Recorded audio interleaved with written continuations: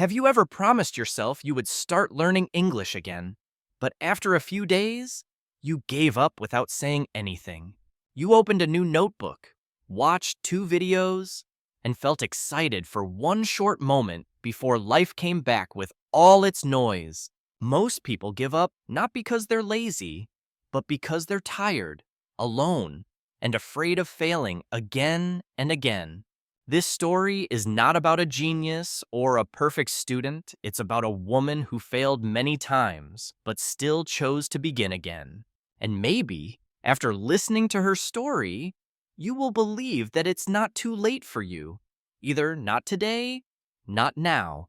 Her name was Anna, and she lived in a quiet neighborhood just outside of Seoul with her aging mother and 2 old plants on the windowsill. She was 37, worked at a small supermarket, arranging shelves, answering questions, and walking home each evening with tired feet and a quiet heart. She never traveled far, never studied abroad, and never took an English class after high school, but she had always kept a little dream. She wanted to speak English not for a job or a test, but just to understand, to feel connected, to say simple things without fear.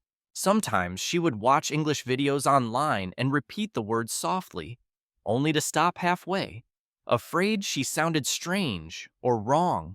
She had tried learning many times before apps, notebooks, videos, even joining an online group, but nothing lasted more than a few weeks. Every time she stopped, she felt like she was proving something painful. I'll never be good at this. I'm not someone who learns English, but the dream always returned, quietly, like a whisper in the night, or the memory of a voice saying, "Don't give up yet."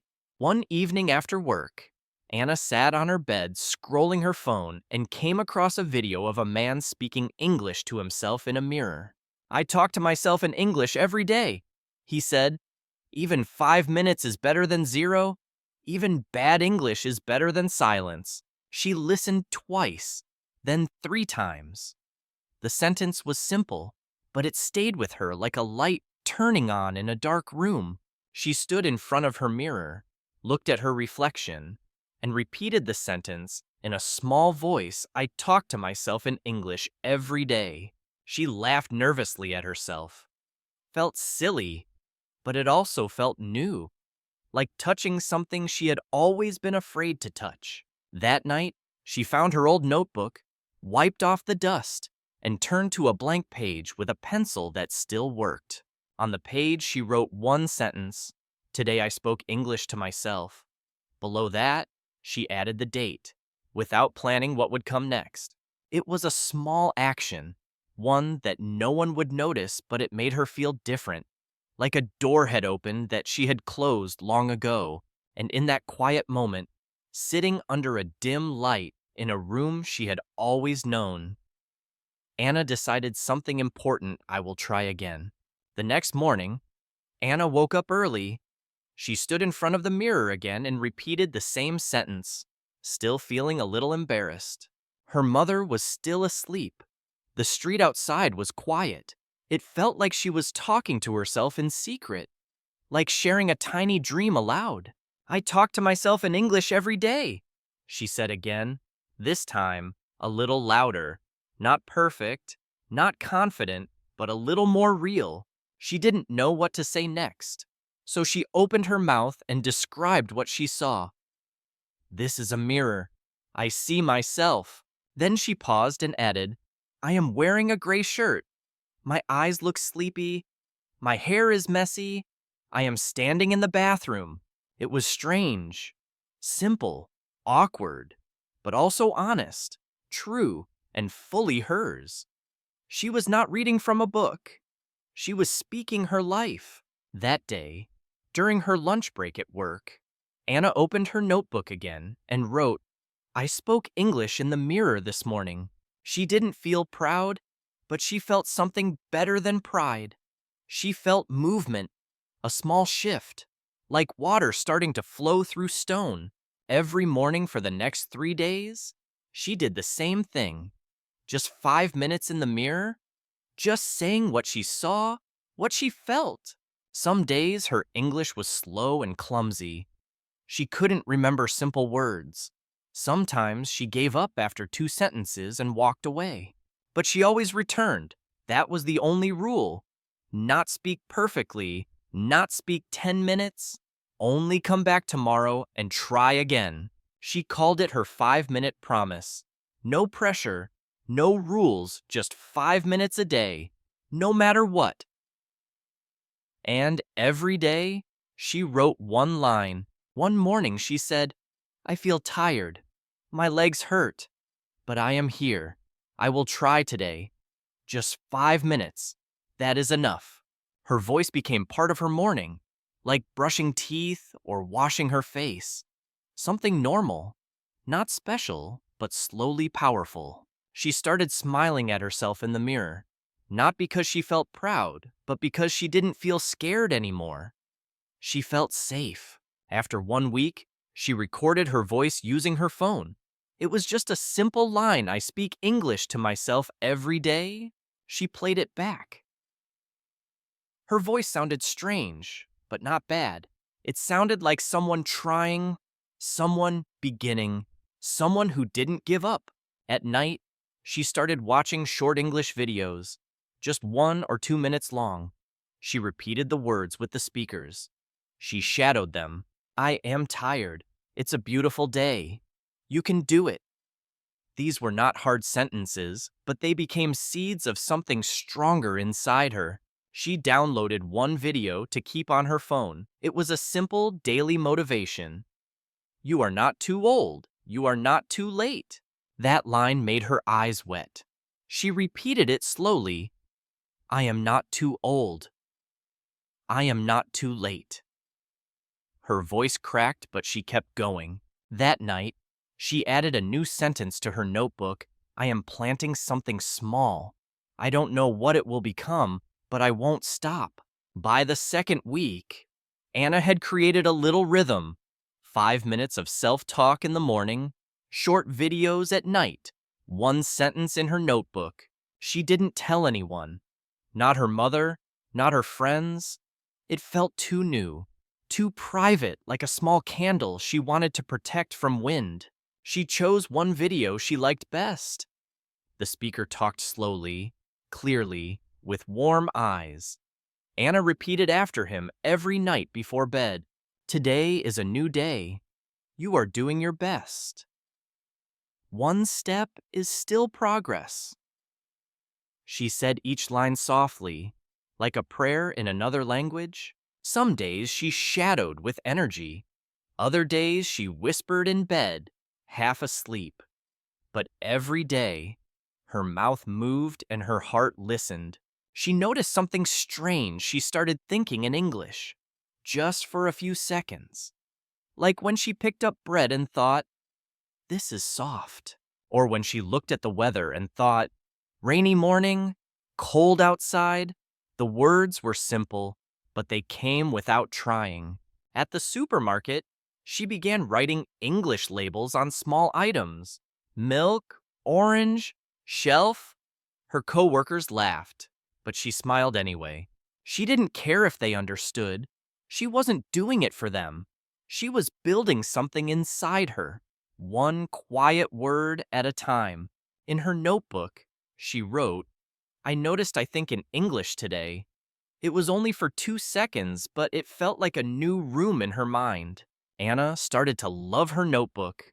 It wasn't full of grammar or big words, just small wins, honest moments, a place where progress lived.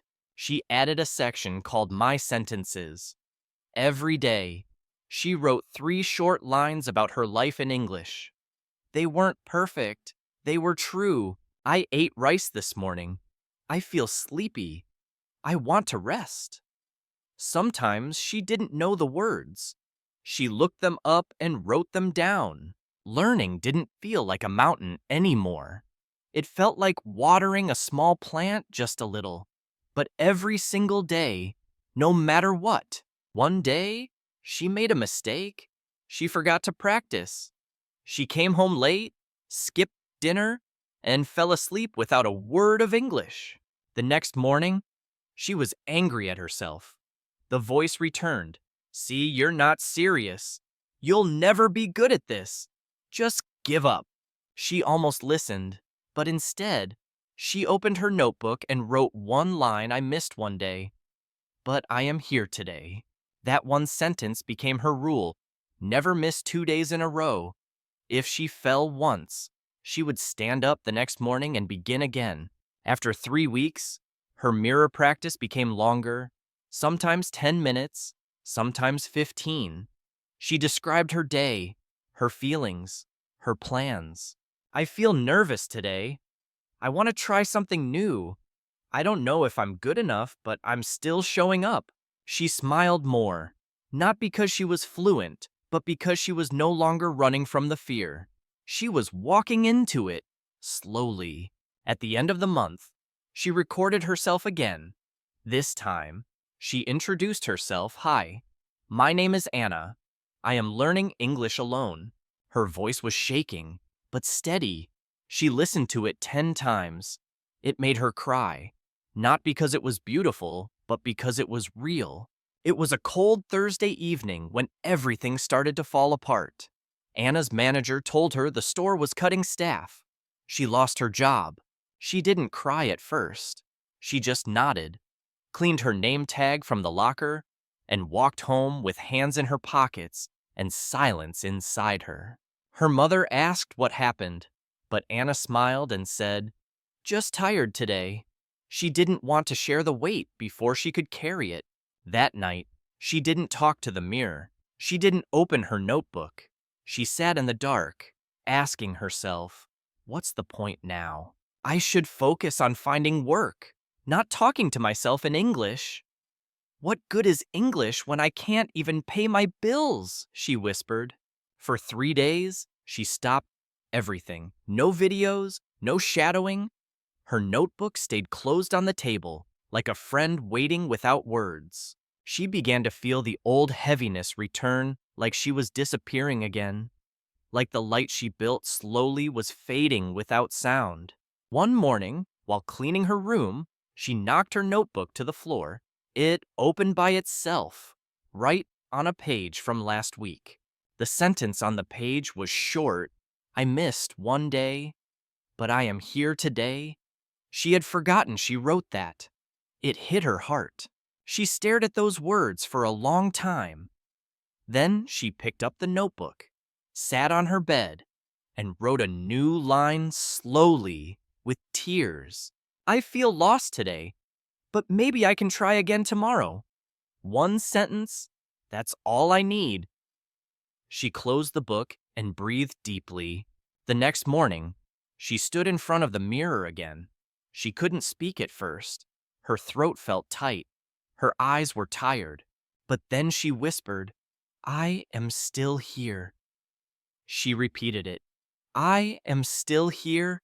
I am still here. Her voice cracked, but she didn't stop. She opened her favorite video, the one with the slow voice. She shadowed the speaker, word by word, even if her heart was still heavy. You are not your failures. You are not your fear. She repeated the line with her hand on her chest. You are not your fear. Later that day, she got a message from a coworker. Just one line, I miss working with you. You were always kind. Anna cried again, not because of the job, but because someone saw her, not as a failure, not as weak, but as someone who gave something real. She decided to speak about it in English. That night, she recorded a voice note. I lost my job. I feel sad, but I am trying again. It wasn't fluent, it wasn't perfect, but it was the most honest English she ever spoke. She saved the recording and named it Still Here. The next week, Anna didn't try to be strong. She just showed up. 5 minutes of speaking, 2 lines in her notebook, 1 simple video. Her English practice became softer, but deeper, less about performance, more about being present with her feelings, her thoughts, her breath. She started saying new things to herself in the mirror. I am proud of me. I don't give up. I am not perfect. And that's okay. She didn't try to sound like a native speaker anymore. She just tried to sound like herself, a real person, learning out loud with courage. One day, she posted a short message on an online forum for English learners. It said, I speak to myself in English every day. It helps. She didn't expect anything. But 2 days later, a stranger replied, Thank you. I thought I was the only one who did that. Anna smiled at the screen for a long time. For the first time, she felt not just like a learner, but like someone who could inspire. She replied in simple English, We are not alone. Keep going. Even 5 minutes can change something inside. Her hands were shaking with joy. From then on, she shared one sentence each week. Not a lesson, just a moment. I felt afraid, but I spoke anyway. I made a mistake today. People responded with kindness. Some wrote, Me too. Others said, Thank you for sharing. A few even started their own mirror practice. Her small words became bridges. She wasn't just building her English anymore. She was building connections. One honest sentence at a time. She made a simple rule for herself: be kind in English, even to yourself. When she forgot a word, she smiled instead of giving up. Her confidence grew in quiet ways. She began reading children's books aloud, watching slow interviews, and sending voice messages to language partners. One morning, she recorded a full paragraph about her daily routine. I wake up, I brush my teeth, I talk to the mirror, I feel brave. She listened back and thought, this is me, not someone else's English, my voice, my story, and that meant more than grammar. She even made a new goal, not to be fluent in 6 months, but to speak from the heart, every day, without shame or silence. And when she missed a day, she no longer called it failure, she just called it a pause. And the next day, she continued. By now, her notebook was almost full. The last page said, I used to be afraid of English. Now, I speak it like I speak to a friend. 3 months later, Anna was sitting in a small cafe with her notebook, a warm drink, and a heart that felt quietly proud of itself. She looked at the page's old words, shaky grammar, crossed out sentences, but to her, they looked like footprints across a new world. She didn't feel like a master. She still made mistakes, still forgot words, still hesitated sometimes. But she never felt small again, because she had done the hardest thing, not learning English, but learning to stay when it felt useless, boring, scary, or slow. She whispered her new favorite sentence, I didn't give up. Then she added, and that's the reason I'm still moving forward today. Later that day, she joined a video call with 3 other English learners from different countries. They all spoke slowly, softly, bravely.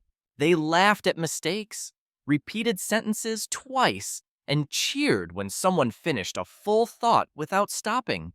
It felt like home. When it was Anna's turn to speak, she looked into the camera and said, Hi, I'm Anna.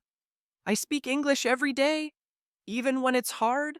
She paused, then smiled and added, I started with one sentence, just one, and I think you can start with one, too.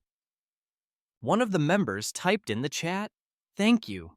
I almost gave up this week, but maybe I can try again tomorrow. Anna's eyes filled with tears, not because someone praised her, but because her story became someone else's reason to stay one more day. Before going to bed, she added one last sentence to her new notebook. I am not perfect, but I am still going. And that is enough. She looked at her reflection one more time and said, Thank you for not giving up. Her voice was calm, real, and full of quiet power. And if you're listening to this, maybe you need to hear the same thing. You don't need to be fluent. You don't need to be fast. You just need to come back tomorrow. Speak one more sentence. Listen one more time.